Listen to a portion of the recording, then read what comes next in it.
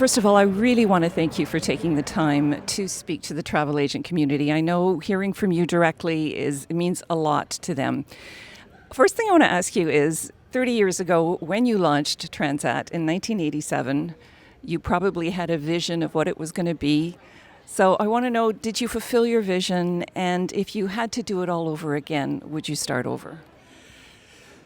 Yes, I had a vision, but I never had the vision that this company will be that size and will be all over, Europe and Canada. And so, not really, to be frank. But I'm very happy of what this happened. And if I will do it again, yes. A couple of things I will not do the same. First thing, I will not go public. I think to go public and to be a public company and to have to answer to your shareholder every 2 months about your results and be pushed to make more money and more money all the time, it's very difficult. And it's this I will not do again, that's for sure. And it's funny that you should say that because at OpenJaw, we love listening to the analyst calls because it's a form of well, I wouldn't say entertainment, of course, because it's very serious business, but we get a great amount of pleasure to hear you on those calls be yourself, be spontaneous, maintain your entrepreneurial spirit, knowing that every single word is going to be analyzed and analyzed and analyzed. So how do you do that? It's very difficult because the market, the public market, don't like when you say too much. How do you say that?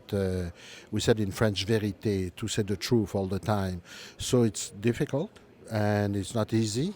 But at the end of the day, that's my personality. They start to be used to that. They are very careful about what do I say, you're right, and also the tone that I have. If I am happy, that's when the business is good. If Jean-Marc seems to be a little bit depressed, that's when the business is tough. So, and I have to be careful about that because at the end of the day, as you know, there's a price for the shares and the people that own Transat are looking at the price of the share all the times. Now, in terms of your stated plan to turn Transat around to be profitable, not just in a quarter, but for the full year, I'm wondering how much the hotel division plays a role in that goal.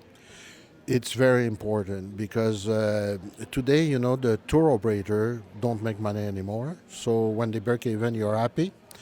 And for me, today, the tour operator is part of the distribution network. It's like the travel agencies. And at the end of the day, so you have to make the money with the products. And what are the products for Transat? Airline on one side, the other side will be the hotel.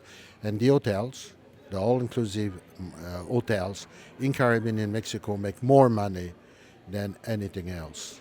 So the money of Transat in the next 3 to 7 years will come from the hotel business. Now, one of your competitors started this path a few years ago.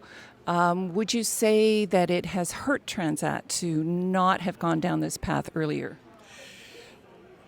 Did I hurt? Yes, a little bit, but they are very smart people. They were in the hotel business before, even when they sold their company, and they did a very good job, and they're doing well, and they are smart, and I did it, but not completely in 2007 when I had 35% of Ocean Hotel, in the Caribbean, and Mexico. I tried to buy my partner.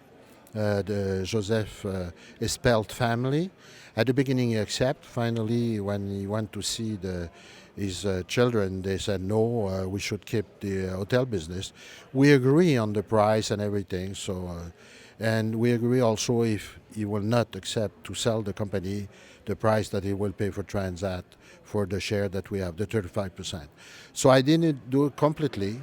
So that's a mistake at the end of the day. I look at that as a mistake. You are stepping away soon. You're retiring. I cannot imagine that you will not miss this tremendously. It took me a long time to take that decision. But, when my two partners, Lina and Philippe, retired in 2009, I started to step a little bit outside. I put somebody in charge. Didn't work out. 2012, I had to come back and really take over again and do a lot of change. But I prepare myself. I prepare the succession plan. And you know what? I'm going to be very happy at the end of the day. I always thought that Lina will be the one taking over Transat, but because she had a breast cancer in 2004, in 2009 she said to me, Jean-Marc, I cannot support that pressure anymore. So today we choose, it was a long process, but we choose, it's a woman, it's a lady, and for me it will be fantastic. I always dream about that. Lina was my first dream, now it's Annick. You were always very supportive of women in the industry. I love that. Well, whether or not you will miss the industry, I can tell you honestly that we will miss you because you've been such a colorful character and honest, and I really respect that. The only thing I can say is thank you very much, and it goes direct to my heart. Thank you. Thank you. And bon anniversaire. Merci. Merci.